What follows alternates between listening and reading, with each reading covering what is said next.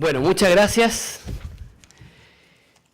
Gracias por la asistencia, por la invitación. No creo que la idea sea alargarnos en la presentación. Creo que podría ser mucho más útil si tuviésemos después la posibilidad de intercambiar ciertas preguntas, dudas. Yo voy a hacer una pasada rápida por estas láminas que un poco nos dé la idea de lo que estamos pensando, los diagnósticos que tenemos. Algunos ya se saben, pero nunca está de más refrescarlos y además, por último, contarlos en forma conjunta. Voy a terminar con nuestro diagnóstico en el tema previsional, que, como ustedes saben, en el Ministerio del Trabajo me corresponde a mí toda la parte previsional, la parte normativa, y después, con total libertad, hagamos pimponeo de preguntas, respuestas y comentarios, porque yo sé que eso es lo que más se valora.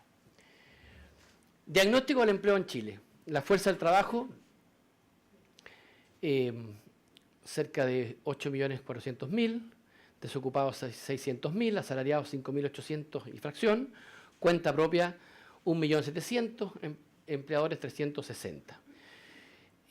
Si nosotros tomamos en línea hasta el 31 de diciembre del año 2017, y no es casual que esté tomando hasta esa fecha, los asalariados públicos eran 135.000, perdón, se habían creado 80... Un segundo.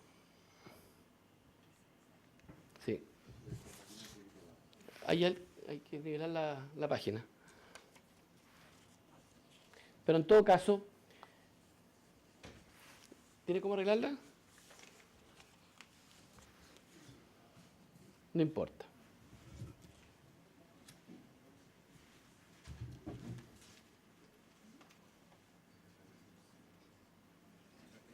Ya, da lo mismo.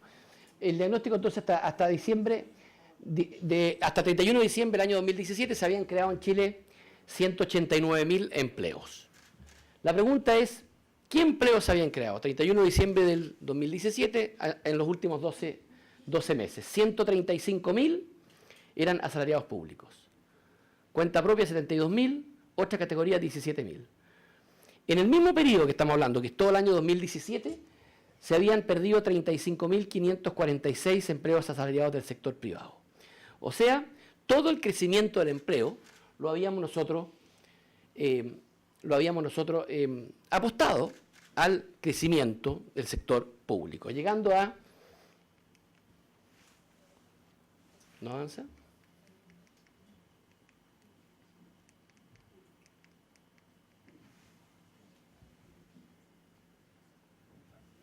Se trancó. Llegando nosotros a una cifra récord de empleo público, cerca de 1 millón de personas trabajando para el Estado, era lo más alto en los últimos 10 años. Ahora, buena noticia, ¿por qué? Porque a partir de enero, y esto lo refleja el INE, esto empezó a cambiar. Expectativas, cambio de gobierno, nuevo programa de gobierno, pero definitivamente a partir de la encuesta que medía enero, febrero, marzo, el empleo asalariado público empezó a caer, el empleo asalariado privado empieza a subir, el empleo por cuenta propia empieza a caer y son las primeras señales de generación de empleo. Este es el gráfico que les mostraba del empleo público, que efectivamente llegó a una cifra récord de contratación. Ahora, ¿significa que esto nos pone en un mercado del trabajo completamente sin desafío? Todo lo contrario. Es una tendencia que sin duda que ayuda, pero todo nuestro esfuerzo hoy día, desde el punto de vista de la generación de empleo, todo nuestro esfuerzo hoy día tiene que estar centrado en incrementar la capacidad de contratos asalariados particulares, privados, porque por el Estado no tenemos mucho margen y por cuenta propia todos sabemos que 2/3 de ellos, según el último estudio del INE, son empleos precarios. Y por tanto, es una paradoja a veces tanto esfuerzo que le dedicamos a ver cómo mejoramos las pensiones y tampoco a veces lo que logramos en que el mercado laboral dé resultados concretos y de empleos de calidad que incrementen las pensiones. Grandes desafíos. Bueno, la participación femenina, se ha hablado muchas veces, 49,2%, estamos casi 20 puntos de lo que son los países de la OCDE. Trabajo informal, 30% de trabajo informal en Chile. Jóvenes llegando a casi 40% de informalidad. Automatización, hay muchos estudios, seguramente ustedes han visto varios, pero McKinsey, de entre 20 y 40 años, se va a cambiar, destruir cerca de la mitad de los empleos en Chile, las visiones más pesimistas. Otros dicen que 2/3 de los empleos que hoy día, que 2/3 de los jóvenes que hoy día están en octavo básico van a tener que trabajar en empleos que hoy día no existen, en fin. Lo concreto es que tenemos 3 áreas que tenemos que hacernos cargo porque están hoy día presentando verdaderos desafíos. Esta repasada, hagámosla en bloques de temas. Primero, nosotros estamos conscientes de que la reforma laboral o nuestra posición no fue una buena reforma.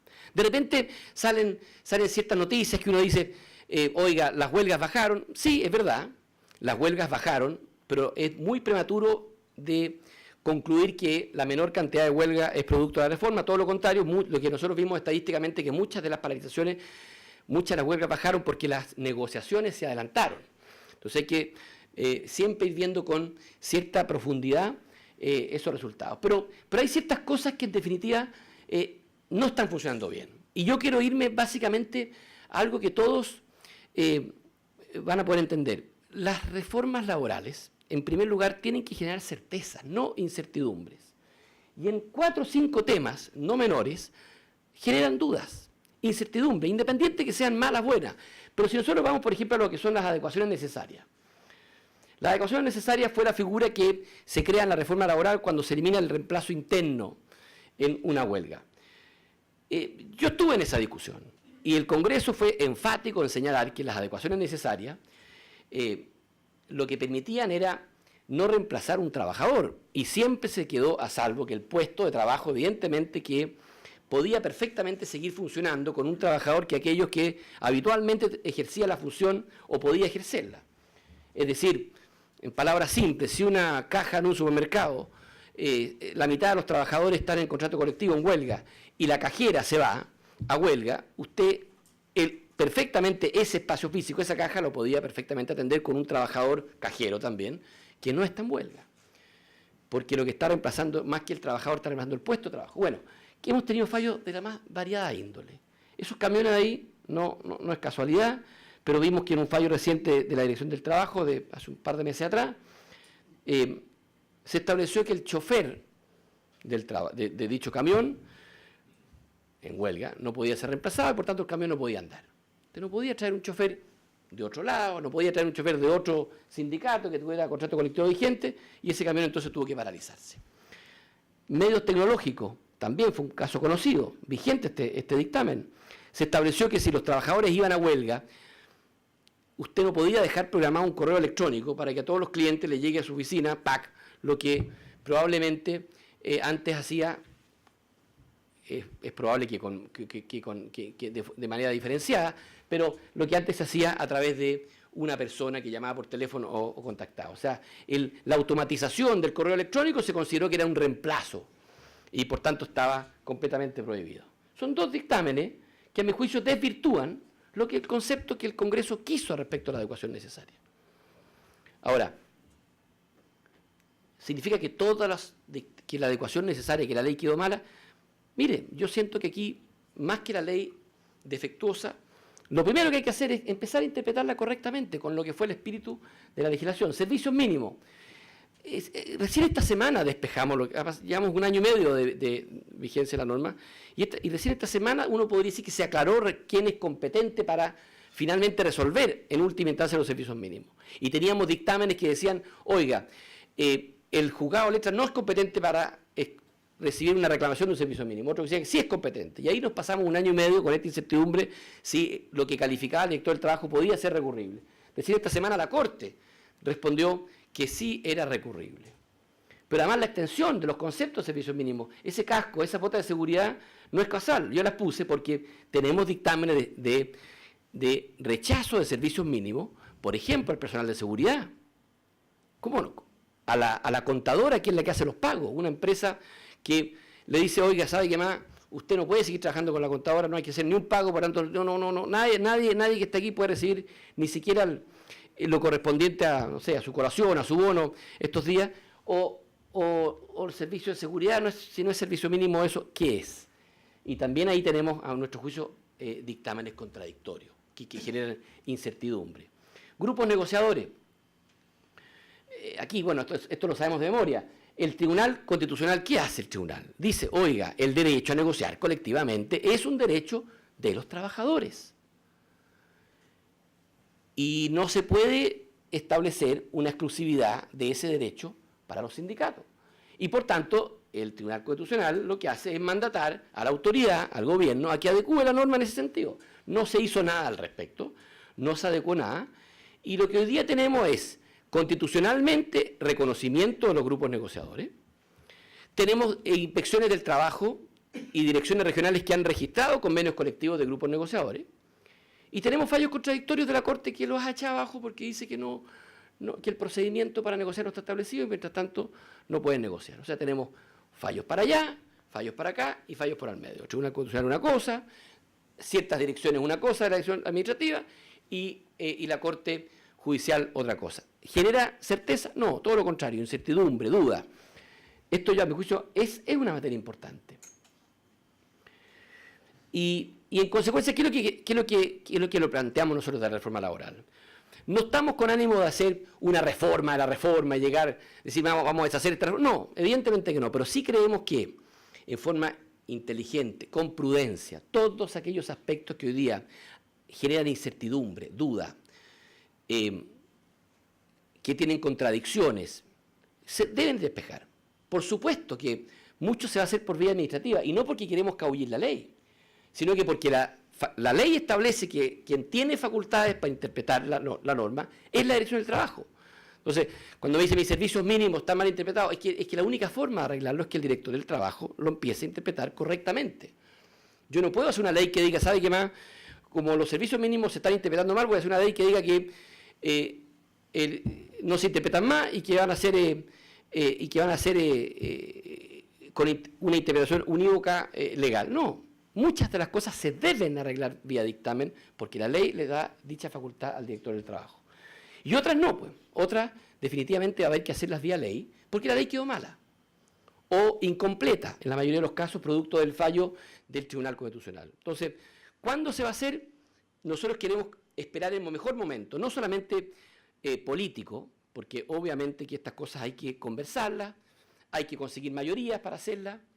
Estamos gobernando con un Congreso mayoritariamente de oposición, pero que nosotros estamos convencidos que con argumentos, con capacidad de diálogo, sí podemos corregir muchas cosas que son necesarias. No, y yo me preocupaba mucho de transmitirle, perdamos el miedo a mantener cosas buenas de la reforma laboral y a corregir las malas, porque corrigiendo las malas precisamente logramos que la reforma perdure. Y desde el punto de vista administrativo, homologar, si no hay nada peor, y he recibido tantas audiencias en el último tiempo, no hay nada peor que la incertidumbre que genera una empresa que tiene inversiones en Arica y en Copiapó y se da cuenta que le aplican dos leyes distintas, como si estuviéramos en dos países, con dos dictámenes completamente distintos. Y al final la Corte lo homologa. Sí, es verdad, la Corte finalmente termina homologando todo, pero un año después. Y con costos, con incertidumbres, con gastos, en fin. Modernización de la legislación laboral. En esto estamos atrasados. Y yo estoy empeñado como cruzada, y el gobierno también, en adoptar acuerdos. Porque no hay que ser voluntaristas, todo hay que adoptar acuerdos, convencer a los muchachos de nuestro sector y de la oposición, pero hoy día tenemos ciertos retrasos en nuestra legislación que se hacen indispensables. Jóvenes, ya hablábamos de la baja participación laboral de los jóvenes, de la alta informalidad. Nosotros creemos, por ejemplo, ingresamos inmediatamente un proyecto que establece un nuevo estatuto para jóvenes estudiantes. En Chile el 9% de los jóvenes estudia y trabaja, en países desarrollados sobre el 50%. ¿Por qué en Chile no trabajan? La respuesta es categórica por parte de ellos. Primero, porque sabes que no tengo ni un minuto para estar haciendo las dos cosas, porque me citan exámenes y tengo que dejar la pega, porque si hay trabajo pierdo el beneficio de la beca, de alimentación o de traslado, porque dejo de ser carga de mi padre en el plan de salud y por tanto tengo que cotizar por mí mismo y eso me sale mucho más caro y después dejo de trabajar y quiero volver al plan familiar y me encarece todo. Entonces al final, ¿sabe qué? Trabajo en negro. Y el fin de semana hago ciertas actividades de promoción, me pagan en billete y no enredo a nadie y vivo la vida perfectamente bien. Y por eso que tenemos una informalidad tan alta en los jóvenes, por eso que no aprovechamos esa la edad en que queremos incorporarlo al mercado de trabajo, incluso además para su proceso de formación. Este proyecto de ley lo que hace es compatible la vida, la agenda laboral de ese joven que estudia y su posibilidad de estudiar. Ese proyecto yo les puedo transmitir que fue bien recibido en el Congreso, a diferencia de 5 años atrás cuando discutimos ese proyecto. Esta vez fue mucho mejor recibido, con lo cual tengo cierta expectativa de que estemos modernizándonos nosotros mismos.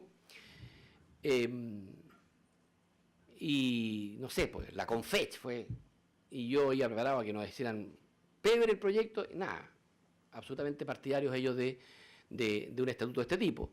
En general los parlamentarios, fíjense que los comentarios han sido como al revés. ¿Cómo ampliamos esto para que no sea solamente a los jóvenes estudiantes? ¿Y por qué usted dice que el joven estudia hasta los 24 años? ¿Por qué no lo ampliamos hasta los 28? La primera recepción ha sido positiva. Más allá de ciertos ajustes que hay que hacerle para que nunca esta mayor flexibilidad laboral signifique precariedad. Lo mismo con los adultos mayores. ¿Hasta cuándo decimos nosotros que, oiga, los adultos mayores, el problema hoy día de por qué no alargar la edad laboral y por tanto atrasar la pensión, el primer problema no es político. El primer problema es que si nosotros lo hiciéramos mañana, el adulto mayor no va a encontrar trabajo o le va a costar muchísimo por la rigidez, entre otras cosas, de nuestras normas. Un adulto mayor que quisiera trabajar a los 65 años, una mujer, no puede cortar su jornada, no puede trabajar 3 horas en la mañana, 3 horas en la tarde, no puede hacerlo. No podría acumular horarios, por ejemplo, un día más largo, otro día menos. No puede tener, por ejemplo, meses de más sobrecarga que otros. Tendría que seguir imponiendo, cuestión que parece que no es muy razonable esa edad. Tendría que, por ejemplo, ser regido por el mismo estatuto de indemnización por año de servicio, que tampoco tiene mucha lógica. Entonces, también aquí creo que tenemos que hacer ciertos ajustes para que exista un estatuto laboral para el adulto mayor y insertarlo en el mercado del trabajo, como ocurre en todos los países del mundo. Esto no es obligar a trabajar a nadie, sino que darle la posibilidad. Hoy día muchos lo hacen, nuevamente, informalmente. Teletrabajo, y más que teletrabajo, me gusta hablar de trabajo a distancia. Nosotros estamos próximos a presentar ahora un proyecto de ley. Ya habíamos intentado hace 5 años atrás hacerlo. Créanme que esa discusión era para haberla grabado, fue fantástica, porque el proyecto no avanzó mucho. Todo lo que se discutía en la Cámara era, oiga, ¿qué hacemos si en el caso de que usted a una trabajadora que tiene teletrabajo le da unos chaquetones y de coser tantos chaquetones, ella se accidenta? Una serie de siempre verlo todo con desconfianza, con la posibilidad de que todo finalmente se hace para hacer trampa, y yo creo que muchas de las desconfianzas tienen fundamento, pero otras no. Y yo creo que lo primero que tenemos que darnos cuenta es que no hay cosa más precaria para nuestros trabajadores que dejarlo sencillamente que el tipo de empleo cambie y que la legislación se quede en el pasado, porque finalmente eso los deja en las peores condiciones laborales. El teletrabajo lo que busca es hacer más compatible la vida personal, familiar, con el tipo de trabajo. ¿Qué sentido tiene hoy día tener un trabajador 8 horas sentado frente al computador cuando puede hacer lo mismo en 6? ¿Qué sentido tiene hoy día con el desarrollo de la digitalización que el trabajador esté en un lugar determinado de lunes a viernes y no pueda ir cambiando de lugares? ¿Qué sentido tiene, por ejemplo, para su calidad de vida? ¿Cuántas mujeres? Ahí me carga siquiera asimilar que el trabajo a distancia es para las mujeres, porque me parece que es tremendamente injusto. Teletrabajo para ser más compatible la vida familiar. Por ejemplo, las mujeres, un tremendo error, porque la principal, a mi juicio, bondad del teletrabajo es lograr corresponsabilidad, lograr, por ejemplo, que un hombre pueda tener más tiempo para estar en la casa cuidando en labores familiares. Y no pensar que la única que tiene que hacer aquello es la mujer y por tanto el teletrabajo es para ello. No. Nosotros queremos fomentar una jornada de trabajo mucho más compatible con la vida, con la corresponsabilidad hombres-mujeres. Y yo estoy seguro además que muchas empresas hoy día lo quieren hacer y no encuentran el respaldo legal. Y abogados buenos, laborales, se secan la cabeza pensando cómo cubrirse de eventuales fiscalizaciones en ese plano. Nosotros estamos decididos a sacar este proyecto adelante. Pactos de adaptabilidad. Miren, esa foto es real y fue hace 7 días atrás. Es el primer pacto de adaptabilidad laboral inscrito oficialmente en Chile en la Dirección del Trabajo, en la empresa CAP. Y esto es una cosa buena de la reforma laboral, para que no digan, no, vino el ministro a apelar la reforma laboral. No, esto es una cosa buena. Es la posibilidad de que los sindicatos, cuando tienen una representatividad mayor al 30%, pueden pactar con la dirección, con la empresa, un marco de adaptabilidad laboral por responsabilidades familiares que no se aplica solo a los miembros del sindicato, esto es importante, sino que a todos los trabajadores de la empresa. Es decir, si el sindicato firma ese pacto, lo registra en la Dirección del Trabajo, desde ese momento cualquier trabajador individualmente puede ir, tocar la puerta y pactar, obviamente que tiene que ser de mutuo acuerdo, no está obligado la empresa a otorgárselo, adaptabilidad. ¿Qué es lo que es adaptabilidad? Jornadas partidas, jornadas, vacaciones distintas, diferenciadas, trabajo desde la casa o desde un lugar distinto. En el fondo, todas aquellas acciones que hagan más compatible, más adaptable su jornada a su realidad personal. La ley permite hoy que eso se acuerde individualmente cuando el sindicato no ha pactado. No lo permite. A mi juicio es un error, una carencia, que nosotros tenemos que lograr corregirla. ¿Y cómo se corrige eso? Vía ley. En eso no podemos hacerlo vía administrativa. Nosotros estamos decididos a hacerlo, no para precarizar nada, porque nosotros creemos que esto solo tiene que ir de la mano de mejorar las condiciones del trabajador, y por tanto es instancia de él, cuando él quiera, y hay mecanismos para lograr que esto no sirva de abuso. Y hay resguardos que hay que tomar, por supuesto, como lo han tomado otros países, y en esto nosotros de repente nos ponemos tan desconfiados, y esto está muy resuelto en otras legislaciones. Hasta en Colombia tienen hoy día una legislación de pactos de adaptabilidad y de teletrabajo mucho más sofisticada que la nuestra. De tal manera que aquí nosotros estamos decididos a ir avanzando en adaptabilidad, en flexibilidad, en un mercado moderno, en teletrabajo, y este proyecto también debería ingresar este año, este primer semestre. A todos estos los animo, porque veo aquí muchos que yo sé que trabajan en empresas con alta sindicalización. Esto háganlo. Avancemos. A mí me sorprende que en todo el año la reforma laboral, bueno, también no me sorprende mucho porque no se le dio mucha difusión, pero la verdad que este fue el primer pacto después de un año que se registró en la Dirección del Trabajo. Yo estoy convencido que si esto agarra vuelo, podemos registrar muchos pactos más. Acuérdense, es un pacto, lo que pacta el sindicato es un marco de negociación, lo pacta y después eso transforma este tema en una negociación personal. Ahí va cada trabajador, esté o no sindicalizado, después a adaptar su jornada si es que la empresa así lo acepta. Y pensiones. De esto se ha hablado mucho. Un brevísimo diagnóstico que a veces a la gente se le olvida. Hoy día tenemos en Chile una muy baja densidad en las cotizaciones. ¿Qué pasó que hoy día empezamos a hablar con tanta fuerza en las pensiones? 27% cotizó menos de 5 años, 41% cotiza menos de 15 años. Es decir, la mitad de la vida laboral sin cotizar. Esa es la realidad hoy día de nuestro sistema de ahorro individual. Y cuando uno ve esto, obviamente que estamos con un problema y tenemos que hacerle frente. Obviamente que no podemos con un sistema así, con esa densidad de cotizaciones, esperar buenas pensiones. Y la peor parte, ¿quién se la lleva? Las mujeres. Las mujeres reciben la mitad de las pensiones de los hombres. Las pensiones de las mujeres que cotizaron más de 15 años alcanzaron en promedio 171.000 pesos. Es decir, el 51% de los hombres, que cotizó la misma cantidad de años. Más de 20 años, pensión promedio 208.000 pesos. El 57% era de los hombres. Esa es la realidad que hoy día nos lleva a poner este tema como primera prioridad. Bajísima densidad de las cotizaciones. En el caso de las mujeres, 51% cotiza menos de 10 años, es decir, el 28% de los hombres. 73% cotiza menos de 20 años, estamos hablando de las mujeres. 47% de los hombres. Ahora, ¿este es un problema de Chile? No, definitivamente no. Los que salen para afuera, los que ven el diario o los canales internacionales, nos damos cuenta que esto es un problema que hoy día están discutiendo muchos países. Me atrevería a decir que la mayoría de los países están discutiendo esto. Ahí está Brasil, México, España, desde distintos ángulos. Pero de repente uno escucha aquí los debates en el Congreso, en la bancada, en el Parlamento, como pone el ejemplo Brasil, por ejemplo. Brasil está exactamente en un serio problema. Está bajando las pensiones. Y la gente sale a la calle porque le están reduciendo las pensiones o aumentando las cotizaciones. Entonces, de repente uno dice, repetimos muchas cosas y no no nos damos cuenta que no tienen fundamento práctico lo que estamos repitiendo. En 36 años del sistema de capitalización individual, ¿qué pasó? ¿Por qué llegamos a esto? ¿Y por qué llegamos tan tarde? Si al final uno mira para atrás y dice, ¿por qué llegamos hoy día?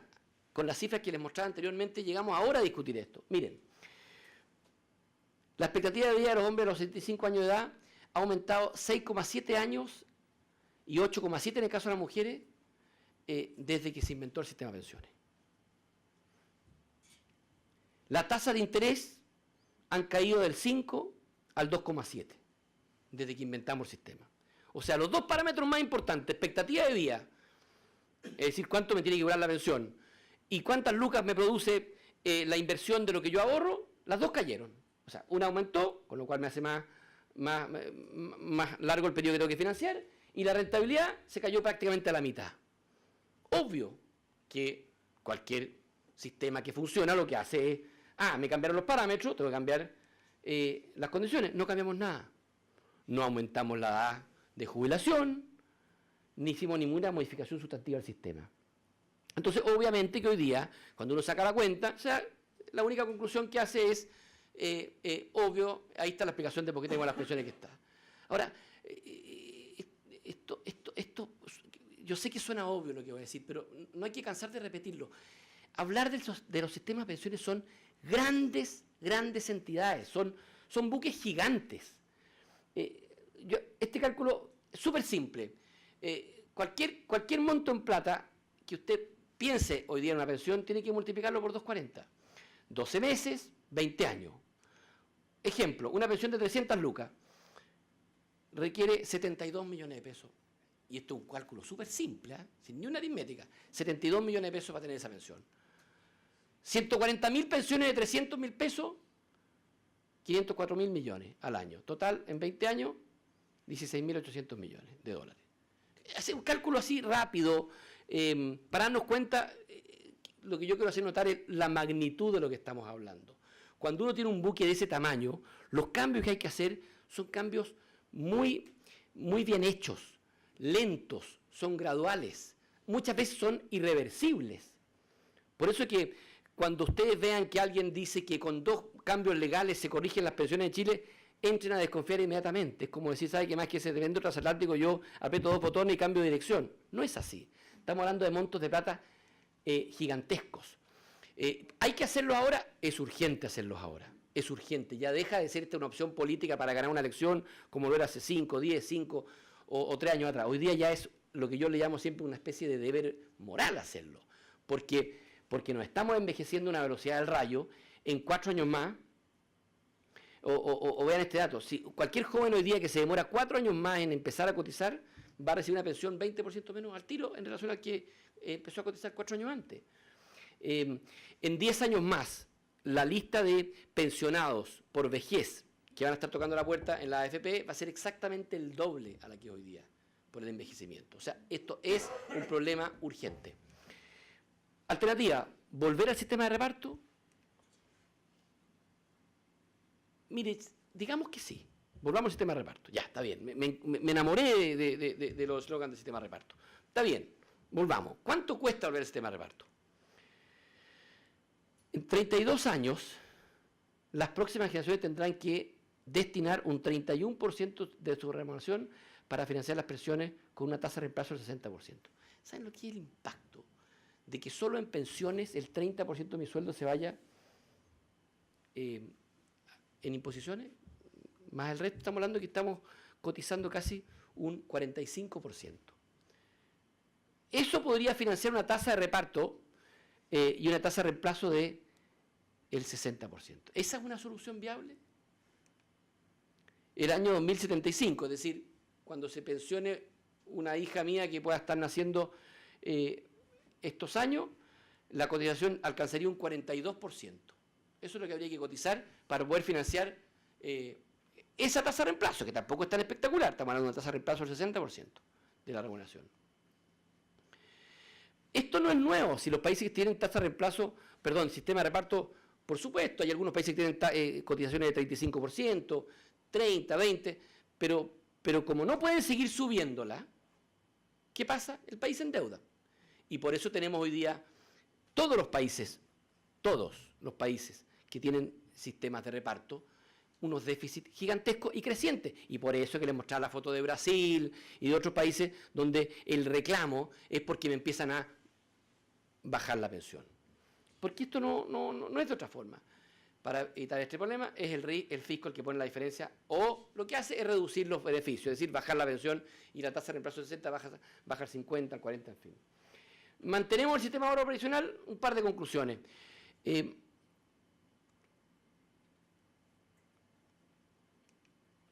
Si los aportes de un afiliado durante 37 años fueron 40 millones de pesos, dispondrá de 120 millones de pesos para financiar su pensión. Aquí yo estoy siendo bastante conservador en la rentabilidad.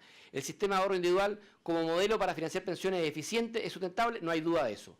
220.000 millones de dólares es lo que hoy día tienen los trabajadores para pensiones futuras, sin duda, y nadie duda que son fondos, o son los fondos mejor resguardados del país. Por supuesto que este es un análisis macro, nadie pone en duda el resguardo de los fondos, nadie pone en duda de la rentabilidad que hasta ahora promedio han tenido, pese a que ha ido cayendo en el último tiempo. ¿Es esto suficiente? Por supuesto que no es suficiente. Si nos cruzamos los brazos y no hacemos nada, no solucionamos el problema. Porque, tal como habíamos visto, hay mucha gente que no está recibiendo buenas pensiones, que está recibiendo pensiones bajas, y tenemos que incorporarle más solidaridad al sistema. Yo sé que algunos escuchan la palabra solidaridad en el sistema de pensiones y se asustan, se aterran, creen que esto es crónica de una muerte anunciada. Y no es así, porque hay tipos y tipos de solidaridad. Claro, en el proyecto anterior que nosotros votamos en diciembre del año pasado, había solidaridad, sí, pero había parte de esa solidaridad que en mi opinión no era buena. Que un joven tenga que poner parte de su ahorro para financiar la pensión de los más viejos, y cuando él llegue a ser viejo no va a recibir ni un peso de ese fondo, a mi juicio no es buena solidaridad. O que una persona de escasos recursos termine financiando la pensión a alguien de clase media alta, tampoco es buena solidaridad. Yo creo que la solidaridad parte porque el que tiene más ponga más, el que tiene menos ponga menos. Un mínimo principio de focalización.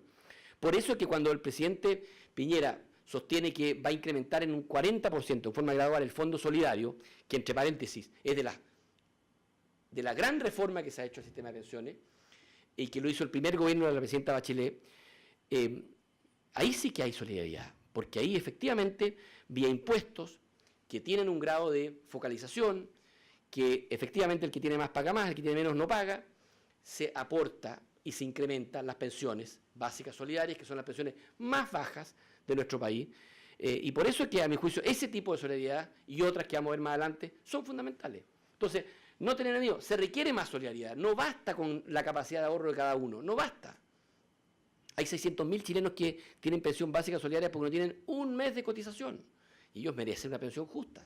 La pregunta es ¿de dónde sacamos esa plata? Yo creo que hay que obtenerla de forma solidaria, pero siempre en forma focalizada. En términos generales, no los quiero aburrir, las propuestas que nosotros estamos escribiendo, dibujando y consensuando lo más posible con los parlamentarios, tanto de gobierno como de oposición, buscan en primer lugar aumentar las pensiones de todos los adultos mayores, mejorar solidariamente las pensiones de los adultos mayores más vulnerables, aumentar las pensiones de la clase media y las mujeres, fortalecer la competencia y los servicios del sistema de AFP. Por supuesto que yo creo que se requiere más competencia en la industria, no tengo ninguna duda. Lo importante aquí es que sea todo con la misma regla y que la competencia busque mejorar el servicio, bajar los costos. Yo siempre digo, ¿esto va a hacer que la pensión suba al doble? No, por supuesto que no, pero el problema de nuestro sistema previsional hoy día es montos de pensiones, también es legitimidad del sistema, también es credibilidad del sistema. Muchas de las críticas que se le hacen son injustas, por supuesto, pero uno en política para adoptar acuerdos tiene que hacerse cargo de las críticas.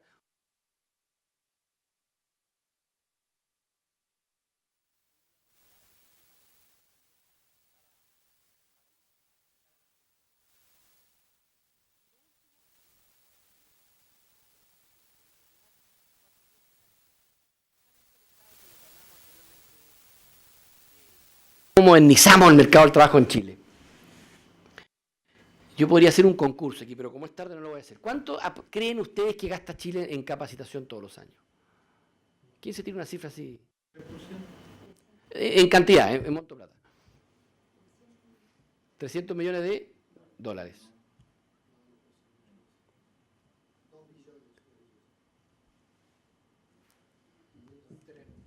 570 millones de dólares. Yo les pregunto, ¿se notan en empleabilidad, en incremento de salario? Y en esto, por favor, esto no crean que voy a hacer generalizaciones. No es bueno hacer generalizaciones. Siempre hay excepciones, siempre hay OTIC que funcionan muy bien y yo trato de nombrarlas siempre, pero en términos generales estamos gastando muy mal las platas de capacitación, en términos generales. Hay excepciones, sí, pero tenemos un sistema obsoleto, que no genera incentivos, que las empresas muchas veces, algunas, quieren sacarse casi el cacho de encima.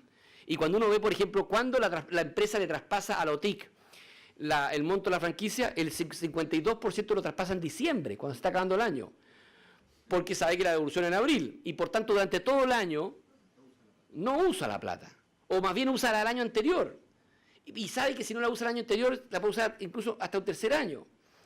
Entonces, ¿dónde está el real entusiasmo, ánimo que uno quisiera ver en que con esta ayuda del Estado, que al final no es plata de la empresa, es plata del Estado, hacemos la capacitación que mi empresa necesita para ponerse a tono con la modernidad? Después, ¿cuánto de la franquicia usa la pequeña y mediana empresa? Muy poco, porque no tiene posibilidad de una franquicia considerable. Los cursos del CENSE, ¿cuánto representan lo que ustedes quisieran que se capacitara? Los mejores cursos del CENSE o los mejores cursos de capacitación que yo he conocido habitualmente son financiados por la propia empresa. Y la franquicia CENSE muchas empresas ni siquiera la usan, las que capacitan de verdad, porque saben que más es tal en la burocracia, el trámite que tengo que hacer, ¿eh? El trámite que al final no me enredo. Y además estamos hablando de montos que tampoco son tan significativos, entonces finalmente no hago nada. Y cuando uno ve la cantidad de cursos y la naturaleza de los cursos, créanme que da para risa. Hasta la danza al vientre hace unos años atrás se enseñaba con código CENSE. Y no estoy inventando algo, una cantidad de cursos que realmente llama la atención. Piensen ustedes en Chile que 2/3 de los trabajadores en Chile, 2/3 de los trabajadores en Chile se capacitan con la franquicia CENSE. 2/3. Y el promedio de curso de la franquicia es 21 horas. ¿Qué puedo capacitar yo en 21 horas? ¿Qué puedo? Definitivamente muy poco. ¿En qué estamos pensando nosotros? Nosotros queremos hacer una reforma importante al CENSE y en esto queremos pedirles ayuda a ustedes. Queremos hacer una reforma que de verdad marque el futuro de nuestro país. No basta con capacitar en lo que hoy día tenemos que capacitar en lo que viene, en primer lugar. No hay cosa más poco solidaria que sencillamente tener a trabajadores en la empresa que hagan lo que tienen que hacer este año y no darme cuenta de que si a él no lo adapto, si a él no lo reconvierto, si a él no lo capacito hoy, en 5 años más, le voy a tener que hacer el finiquito, se va a tener que ir, porque yo sé que se está desarrollando una tecnología que va a hacer la pega de él en forma mucho más eficaz. Y ese rol es fundamental de ustedes. Y cuando digo ustedes, digo de las pequeñas, de las grandes y las medianas empresas también. De ser capaz, en primer lugar, de anticiparnos al Estado, dónde vienen aquellos rubros que se requieren capacitar, dónde tenemos que actualizar, dónde tenemos que reconvertir. Hay grupos que lo hacen, y lo hacen muy bien. Y hay OTIC que funcionan. Justo que nombre alguno, el Consejo Minero, SOFOFA, la Cámara de la Construcción, SOFOFA, tienen OTIC y ciertos programas que funcionan bien, pero tenemos que extenderlo mucho más. En primer lugar, tenemos que tener un sistema que comprometa mucho más a la empresa, más que ahora con este sistema de la franquicia, donde muchas veces el compromiso es bastante bajo. Hoy día tenemos Chile Valora. Chile Valora es una entidad muy bien pensada, porque junta a empresarios, al gobierno y a los trabajadores, y la idea es elaborar los perfiles de competencia. ¿Cuál es el problema? Que Chile Valora mira para allá, CENSE mira para allá, las empresas para acá, y los centros de formación técnica para acá, en vez de mirar todos al centro. Entonces ustedes preguntan, ¿los perfiles que hace Chile Valora le sirven algo hoy día al CENSE? En nada.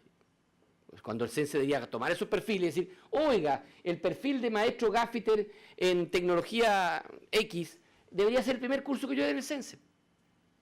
Y cuando el curso, es que el CENSE da cursos malos, obvio, ese curso del CENSE de cafetería moderna lo tomó del perfil de Chile Califica, perdón, de Chile Valora, y Chile Valora, al final del curso, debería hacer el test. ¿Aprendió o no aprendió? Aprendió, le pago. No aprendió, no sirve el curso, no se paga. Y la empresa va a ser la principal interesada en que el curso sea de calidad y que sea bueno. Y el centro de educación tiene que ser parte importantísima. Hoy día la capacitación no es al comienzo de la carrera y me olvido hasta 20 años más. Hoy día es permanente, debe ser continua. El tipo que toma un curso aquí y toma otro, y otro, y otro, y otro, y otro, debería ir con todo este paquete, que pues la máster está certificado en calidad por Chile Valora, y el DUOC se los va a reconocer. Y le va a decir, ¿sabe qué más? Usted hizo 10 cursos, sus competencias son estas, yo le doy el título correspondiente de técnico. Y yo he visto programas exitosos de muchas empresas, algunas de ustedes incluso, donde uno dice, ¿cómo el CENSE en esto no pone los recursos? 50 trabajadores o cabros jóvenes se van a la empresa con franquicia CENSE o sin franquicia CENSE, eso lo podemos ver después, a lo mejor alguna empresa la van a necesitar, otras no, pero si la necesitan, ¿qué mejor plata gastada que se van a la empresa y el mismo curso lo toman mañana en la empresa, capacitados por la propia empresa, en la tarde en convenio con un centro de formación técnica acreditado? Ese tipo sale, créanme, a los 6 meses, con pega segura, en esa empresa o en otra. Y probablemente por la certificación que le va a dar la propia empresa que lo capacitó. O sea, yo voy mañana, no voy a poner ejemplo, pero y estos chiquillos, 6 meses capacitados por ustedes, ayudados por el Estado cuando se necesite, ese tipo, de verdad, esa capacitación de verdad va a tener un impacto en la empleabilidad y en remuneración. Y para allá tenemos que apuntar. Bueno, no los quiero aburrir más, muchas gracias y dispuesto a contestar todas las preguntas que quieran.